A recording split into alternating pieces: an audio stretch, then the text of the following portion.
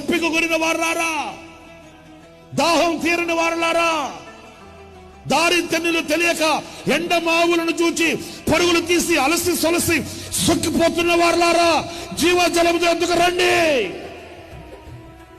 ఈ లోకమిచ్చే ఈ నీళ్లు త్రాగువాడు మరలా మరలా మరలా తప్పికొంటాడు. ఈ లోకంలో ఉండే ఈ లోక సంబంధమైన ఈ భౌతిక సంబంధమైన ఈ నీటిని త్రాగువాడు మరలా తప్పికొంటాడు. వానికి శాశ్వతమైన తృప్తి కలుగదు. శాశ్వతమైన తృప్తి, సాటిస్ఫాక్షన్.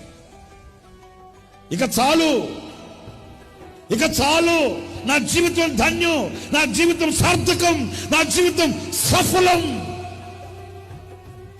ఎవడు చెప్పగలుగుతాడు ఈ మాట? ఎవడైతే జీవజలములను త్రాగుతాడో, ఎవడైతే జీవజలముల యొద్దకు వస్తాడో, ఎవడు జీవజలమైన యేసయ్యను అంగీకరిస్తాడో.